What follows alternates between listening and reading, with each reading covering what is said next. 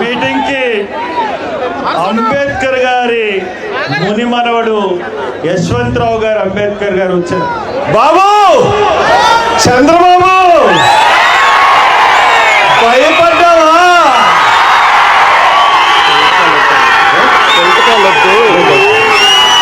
భయపడక మా జనాలందరినీ వదిలే. మాది లక్షలాది మంది జనం ఇంకా బయట ఉన్నారు. బయటికి వదిలే. ఇది మాలల సత్తా.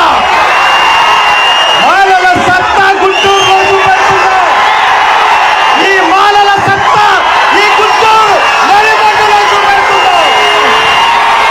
ఇది మాలల గుండె ధైర్యం.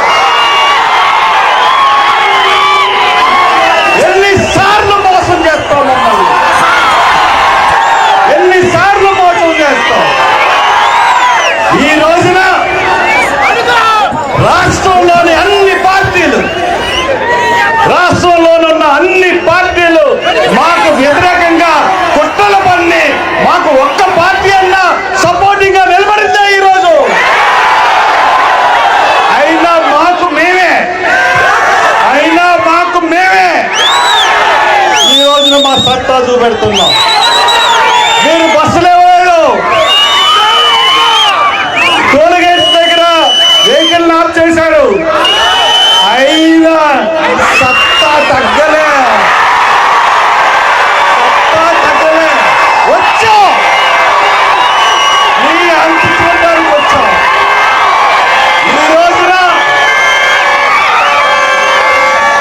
ఈ రోజున ఒక కుట్రపూరితమైన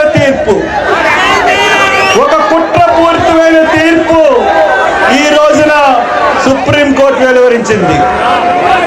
ఎవరు కుట్ర చేశారో మనందరికీ తెలుసు. ఆ కుట్ర పూర్తిమైన తీర్పు నుంచి ఇది భారతదేశంలో ఉన్న మాదిగలందరూ, ఒక్క ఆంధ్రప్రదేశ్ తెలంగాణ ఉన్న మాదిగలు తప్పితే భారతదేశంలో ఉన్న మాదిగలందరూ కూడా ఈ తీర్పుకు వ్యతిరేకమే. బీజేపీలో ఉన్న మాదిగ ఎంపీలు ఈ తీర్పుకి ఏమన్నా ఫేవర్గా ఉన్నారా? అందరూ ఉత్తర భారతం అంతా ఈ తీర్పుకు వ్యతిరేకమే. ఇక్కడ రెండు రాష్ట్రాల్లో ఈ తీర్పుని సగం మంది బలపరుస్తూ ఉంటుంటే బీజేపీ కానీ తెలుగుదేశం కానీ వాళ్ళ మాదిగల ఓట్లని తమ ఓటు బ్యాంకుగా మార్చుకోవడానికి, ఒక ఓటు బ్యాంకుగా మార్చుకోవడానికి ఒక కుట్ర చేసింది. అంతే తప్పితే దీంట్లో రాజకీయ ప్రయోజనం లేదు. నేను చెప్తున్నాను, ఒక్క మాట చెప్తున్నాను మీకు, మీ అందరికీ ఒక్క మాట చెప్తున్నాను. భారతదేశంలో అన్నిటికన్నా గొప్ప ఎవరు? అన్నిటికన్నా సుప్రీం ఎవరు? నేను అడుగుతున్నాను, who is the supreme in India? కాన్స్టిట్యూషనా? సుప్రీంకోర్టా? పార్లమెంటా? కాన్స్టిట్యూషన్ ఇది సుప్రీం. కాన్స్టిట్యూషన్ ని మార్చాలంటే, కాన్స్టిట్యూషన్ లోని ఆర్టికల్ మార్చాలంటే, అది సుప్రీంకోర్టు తీర్పుగా వెలువరించాలంటే పార్లమెంట్ లో చట్ట సవరణ చేయాలి.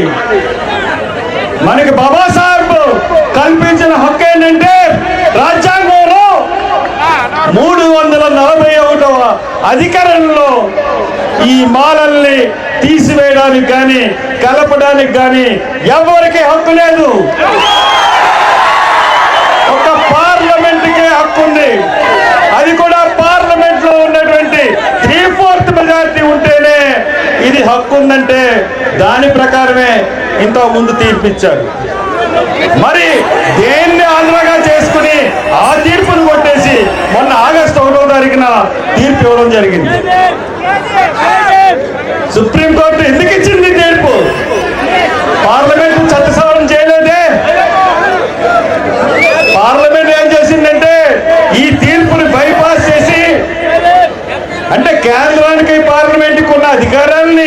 బైపాస్ చేసి రాష్ట్రానికి అండగట్టింది. అది పుట్ట కాకపోతే ఇంకేంటి?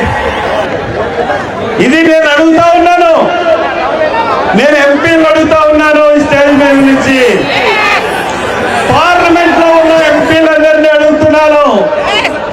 I'm begging, I'm asking MPs of the parliament, I'm asking of the MPs of the parliament, who is the supreme? Parliament of the supreme or supreme court of the supreme? Please please you deliver the decision on this. You please discuss. If 341 amended, then only the Supreme Court verdict authorized. Otherwise, they will not. So, honorable members of the Parliament, please discuss 349, 341 in the Parliament. Then only this will be solved. Otherwise, automatically in every issue, the Parliament powers taken by the Supreme Court. Not only this, everything will be taken Parliament యొక్క హక్కుల్ని supreme court తీసేసుకుంటారు. దీని మీద కానీ మీరు మాట్లాడుకోకుండా discussion గా పెట్టుకున్నారైతే, మీరు రాజ్యాంగం ప్రకారంగా తీర్పు ఇవ్వాలి అయితే రాజ్యాంగాన్ని కాదని తీర్పులు ఎలాగ ఇవ్వగలరు? అన్నిటికన్నా అన్యాయం ఏ రకంగా జరుగుతుందంటే, ఈ రోజున రిజర్వేషన్ గురించి, ఉద్యోగ రిజర్వేషన్ గురించి మాట్లాడుకుంటున్నాం మనం. ఒక్క నిమిషం సైలెంట్ గా ఉంటే, ఆంధ్రప్రదేశ్ లో ఎంప్లాయీస్ ప్రైవేట్ రంగంలోనూ లేదంటే ప్రభుత్వ రంగంలోనూ కలిపి 2.3 కోట్ల ఎంప్లాయీస్ ఉన్నారు. అదే మొత్తం ఇండియాలో ఎంప్లాయీస్ తీసుకున్న 64,33,00,000 మంది ఉన్నారు. అదే ఎస్సీ ఎంపీలు మనం చూసుకున్నారు, ఎస్సీ ఎంప్లాయీస్ మనం చూసుకున్నట్లయితే ఆంధ్రప్రదేశ్లో 5.5 లక్షలు ఉన్నారు. అదే ఇండియాలో చూసుకున్నట్లయితే 43.64 లక్షలు ఉన్నారు. మనం ఈ రిజర్వేషన్లో మనం కొట్లాడుకున్న సాధ్యం ఎంతో తెలుసా? సుప్రీం దేశంలో 2.71 గురించి ఈ వర్గీకరణ మనకు కావాలా? లేకపోతే రాష్ట్రంలో 68 లక్షల ఉద్యోగాలే మరి ఈ రోజున అవుతా ఉన్నాయి, దాని గురించి కావాలా? దీని గురించా? అందుకనే మాదిగ సోదరులారా, నిజాలు తెలుసుకోండి. ఈ చెప్తున్న లెక్కలన్నీ నా లెక్కలు కాదు, ఇది ప్రభుత్వ లెక్కలు. ప్రభుత్వ లెక్కల్లో మనం చూసుకుంటే మనకి ఇచ్చే ఉద్యోగాలన్నీ ప్రైవేట్ సెక్టార్లోనే ఉన్నాయి. ప్రైవేట్ సెక్టార్లో రిజర్వేషన్లు పెట్టండి. మన మెయిన్ డిమాండ్ ప్రైవేట్ సెక్టార్లో రిజర్వేషన్ పెట్టండి.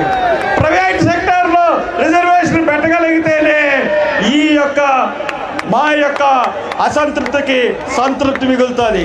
ఈ వర్గీకరణని వెనక్కి తీసుకోండి. కుట్రదారులందరికీ ఈ సభ విజ్ఞప్తి చేస్తోంది. కుట్రదారులందరికీ ఈ సభ విజ్ఞప్తి చేస్తోంది. తప్పకుండా మీ యొక్క వర్గీకరణ నిలుపుదల చేసి ఈ రోజున మాకు న్యాయం చేయమని కోరుతూ మీ వద్ద సెలవు తీసుకున్నాను. జై భీమ్, జై భీమ్.